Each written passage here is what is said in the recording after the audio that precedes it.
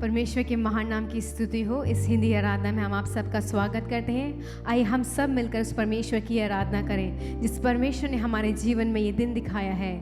अपनी जगहों में अपनी आंखों को बंद कर कर अपने सरों को झुकाते हुए उस परमेश्वर से कहें, महान जीवित सामर्थ्य परमेश्वर, हम तेरा धन्यवाद देते हैं राजा। इस इतवार के दिन में परमेश्वर तू हमें अपने चरणों में लेके आया है। हम आपका तहे दिल से धन्यवाद देते हैं परमेश्वर, क्योंकि आप महान और सामर्थ्य दयालु परमेश्वर हैं।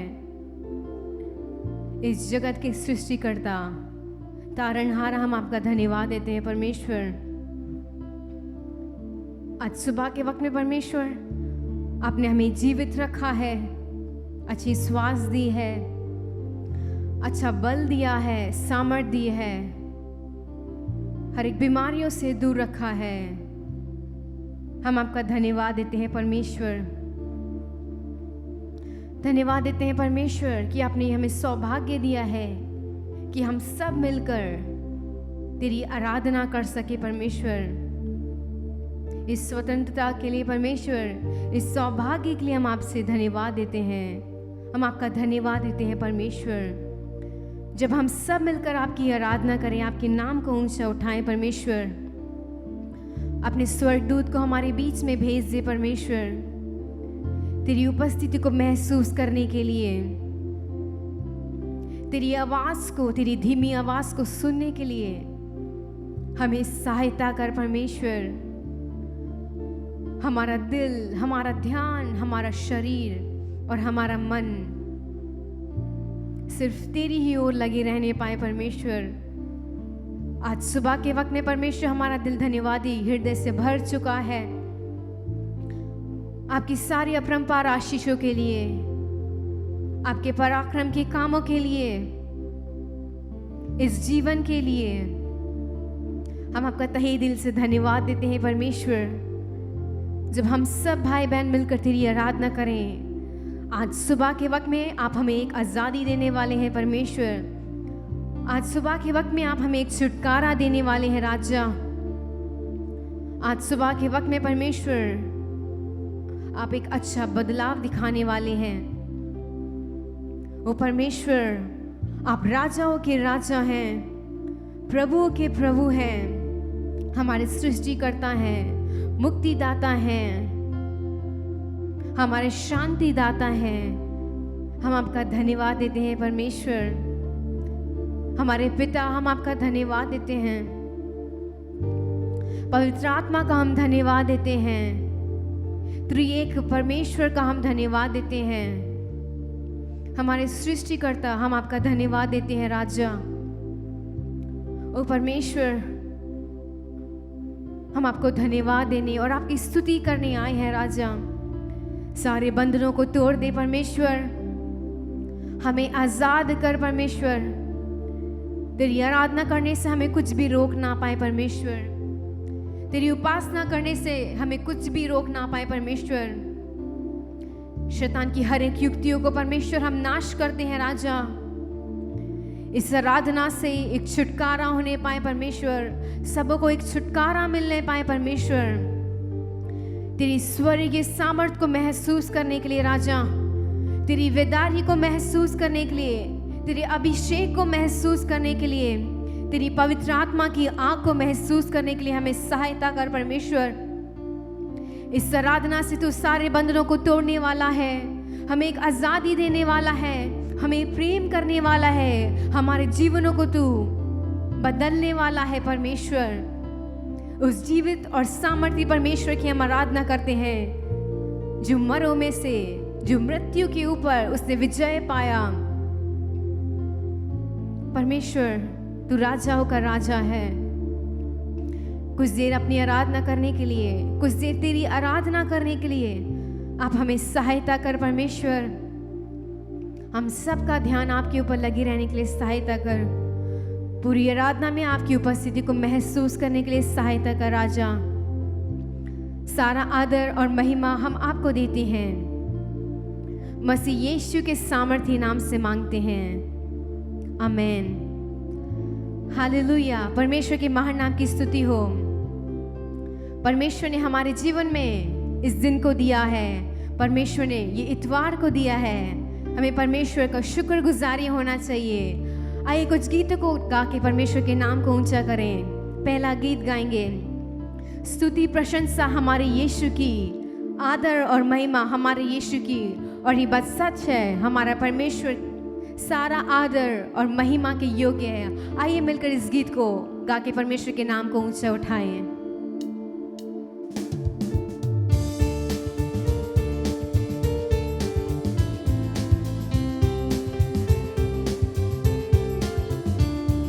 स्तुति प्रशंसा हमारे यीशु की, आदर और महिमा हमारे यीशु की।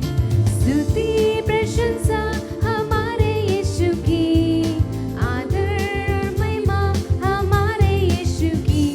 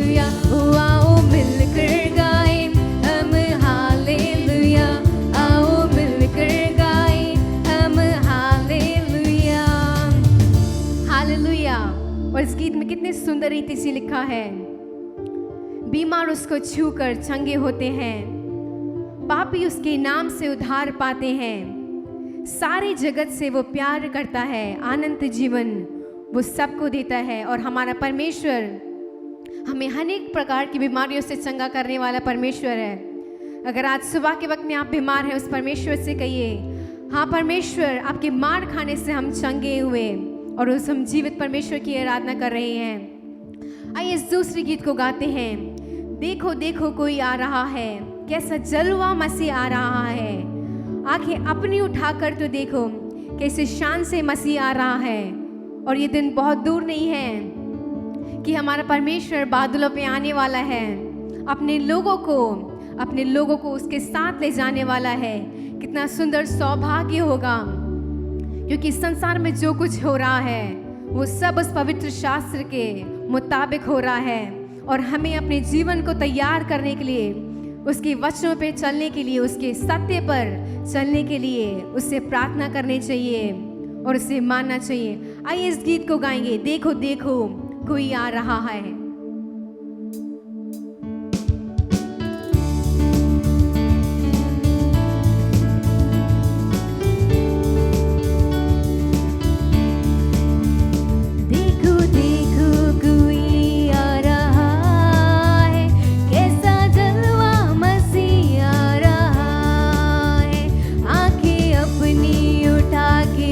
देखो कैसे शान से मसीह आ रहा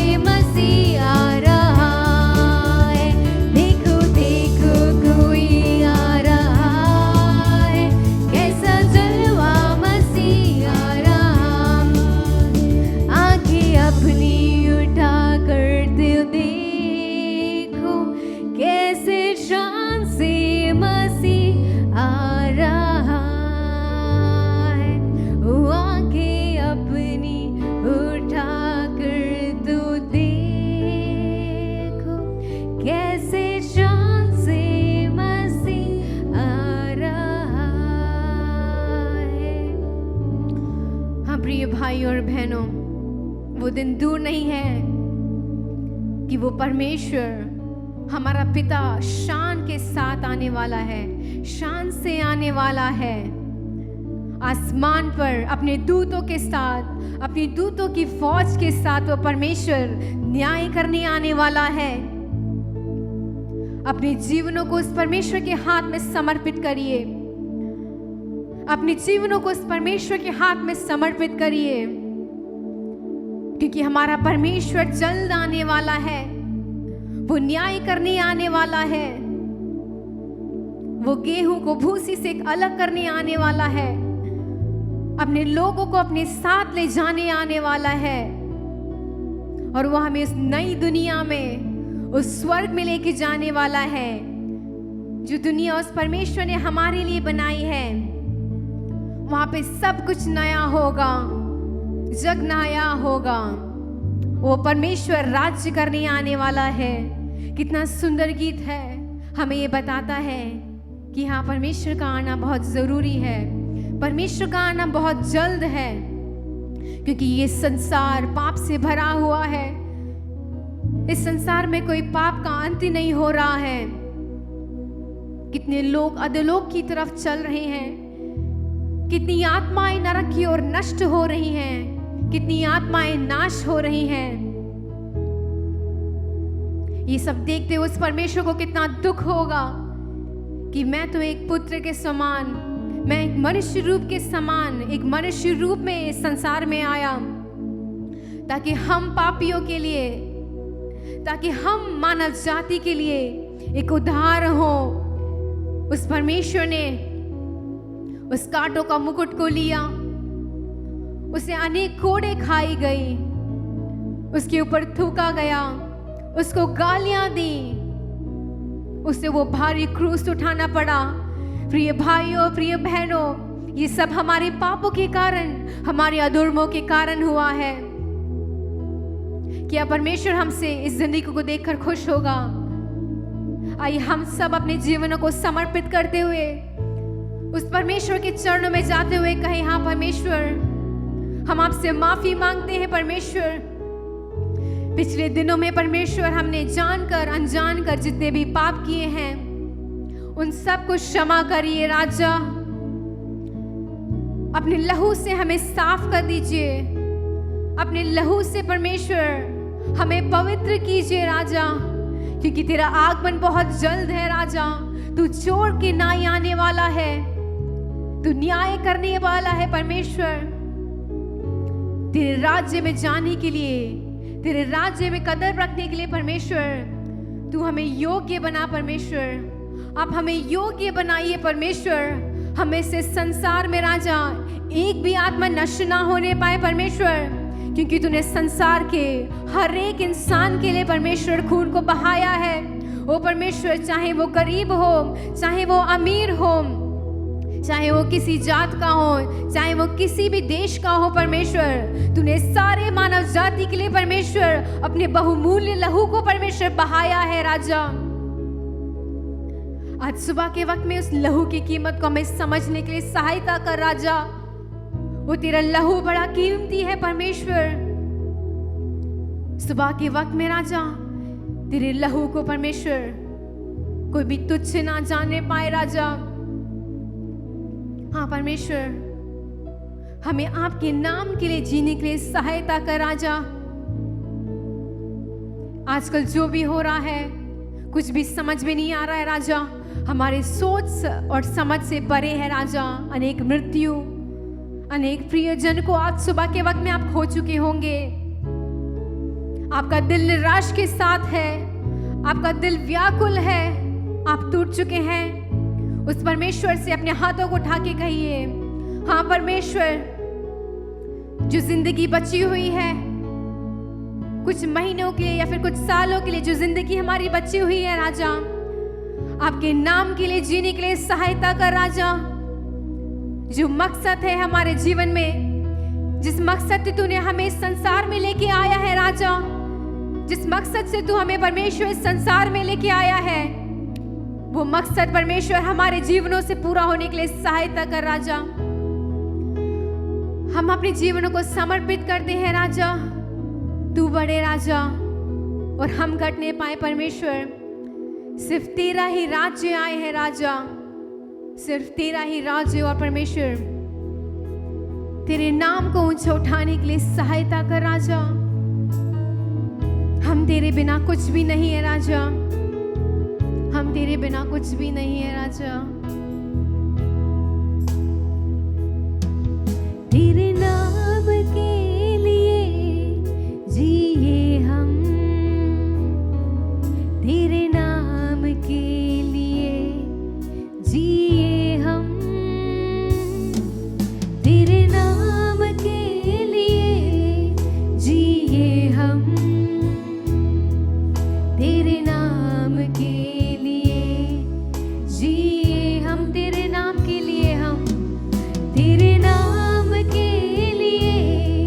हाँ परमेश्वर, आपके नाम से हम जीते हैं राजा, आपके नाम के लिए हमें जीने के लिए सहायता कर परमेश्वर। अपने जीवनों को समर्पित करते हैं राजा, हमारे जीवनों को तेरे हाथों में सौंपते हैं राजा। तेरे नाम के लिए जिए हम, तू बढ़े मैं घटूं, मेरे जीवन से महिमा तुझे मिले। हाँ यीशु, तू बढ़े मैं घटूं, मेरे जीवन से महिमा तुझे मिले। तू बढ़े, तू बढ़े मैं घटूं, मेरे जीवन से महिमा तुझे मिले। तू बढ़े, तू बढ़े मैं घटूं, मेरे जीवन से महिमा तुझे मिले। स्तुतियों के बीच में विराजमान प्रभु, तू बढ़े और मैं घटूं। स्तुतियों के बीच में विराजमान प्रभु, तू बढ़े और मैं घटूं, तू बढ़े।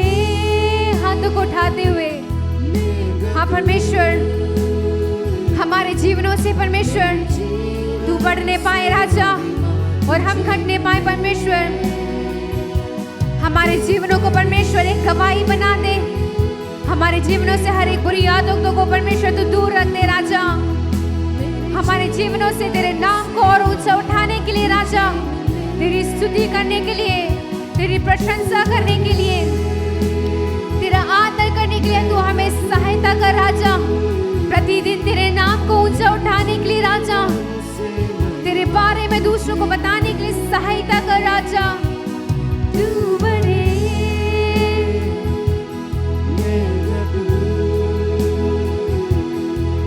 मेरे जीवन से महिमा तुझे मिले।